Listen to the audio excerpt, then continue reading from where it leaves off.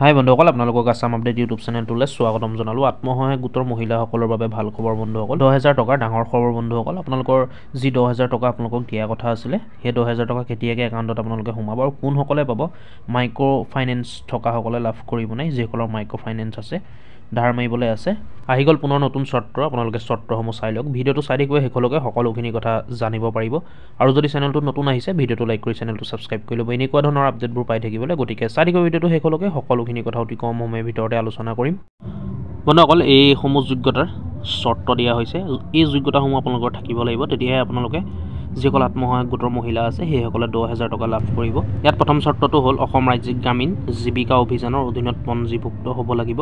অসম ৰাজ্যিক গ্ৰামীণ জীৱিকাৰ অধীনত পঞ্জীভুক্ত আপোনালোকে হ'ব লাগিব। সেইটোতো সকলো গোট হৈয়ে বন্ধুসকল। ইয়াৰ পাছৰ অপশ্যনটো আছে আধাৰ সংযুক্ত ছেভিংছ বেংক একাউণ্টধাৰী। আপোনালোকৰ আধাৰ সংযুক্ত থাকিব লাগিব, আপোনালোকৰ বেংক একাউণ্টত আধাৰ কাৰ্ড লিংক থাকিব লাগিব, তেতিয়াহে আপোনালোকে 10,000 টকাটো লাভ কৰিব। ইয়াৰ পাছত আছে আত্মসহায়ক গোট ফেডাৰেশ্যন বেংক আদিৰ পৰা পূৰ্বে গ্ৰহণ কৰা ঋণ পৰিশোধ কৰা মহিলা।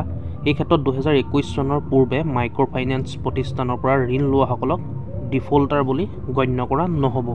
মানে যিসকলে 2021 চনৰ পূৰ্বে মাইক্ৰ' ফাইনেন্স প্ৰতিষ্ঠানৰ পৰা ঋণ লৈছিলে সেইসকলৰ কোনো প্ৰব্লেম নাই, সেইসকলে 10,000 টকাটো লাভ কৰিব, সেইসকলৰ কোনো চিন্তা নাই। ডিফল্টাৰ বুলি গণ্য কৰা নহ'ব, মানে আপোনালোকে যে ঋণ লৈছিলে তেনেকুৱা কোনো কথা তাত নোলায় বন্ধুসকল, তেনেকুৱা কোনো কথা নাই, আপোনালোকে লাভ কৰিব। ইয়াৰ পিছত নিম্নতম এটা উপাৰ্জন সৃষ্টিকাৰী কাৰ্যকলাপত নিজে জড়িত থাকিব লাগিব। আপোনালোকে এটা সৰু যিটোৰ পৰা উপাৰ্জন সৃষ্টি হয়, তাত আপোনালোকৰ সেই কাৰ্যকলাপত নিজে আপোনালোকে জড়িত হৈ থাকিব লাগিব। নিজৰ উদ্যোগ সন্দৰ্ভত এক ব্যৱসায়িক পৰিকল্পনাত থকা, আপোনালোকৰ এক্সপিৰিয়েঞ্চ কিবা এটা থাকিব লাগিব, যে কিবা এটা ব্যৱসায়ী কৰা, যি ব্যৱসায়ী নহওক কিবা এটা ব্যৱসায়ী কৰা, আপোনালোকৰ এক্সপিৰিয়েঞ্চ থাকিব লাগিব। বৰ্তমান 3টাতকৈ অধিক সন্তান নথকা মহিলা, যিসকল মানুহ জেনেৰেল আৰু OBC বা MOBC কেটেগৰীৰ হয়, সেইসকলৰ 3টা সন্তানতকৈ অধিক সন্তান থাকিব নালাগিব। যদি 3টাতকৈ অধিক সন্তান থাকে তেতিয়াহ'লে আপোনালোকে 10,000 টকাটো লাভ কৰিব নোৱাৰিব। আৰু তাৰ পাছৰ অপশ্যনটো আছে বন্ধুসকল, বৰ্তমান 4টাতকৈ অধিক সন্তান নথকা মহিলা, যিসকল SC আৰু ST কেণ্ডিডেট হয়, সেইসকলৰ 4টালৈকে সন্তান থাকিব পাৰিব। 4টালৈকে সন্তান থাকিলেও আপোনালোকে 10,000 টকাটো গোটৰ লাভ কৰিব।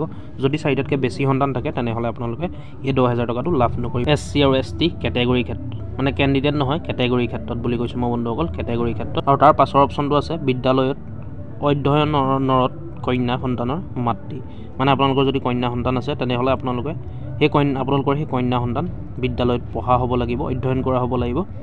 ইয়াৰ পাছৰ অপশ্যনটো আছে অমৃত বৃক্ষ আন্দোলনৰ সময়ত ৰোপণ কৰা বৰ্তমান জীৱিত আৰু বৰ্ধিত গছপুলিটো অধিকাৰী।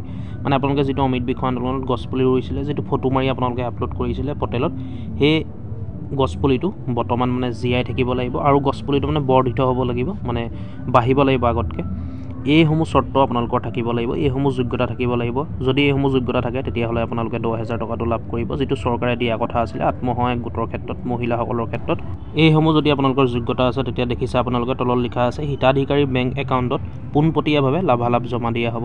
আপোনালোকৰ 10,000টো একাউণ্টত পোনপটীয়াকৈ দিয়া হ'ব যদি আপোনালোকৰ যোগ্যতা এইসমূহ আছে।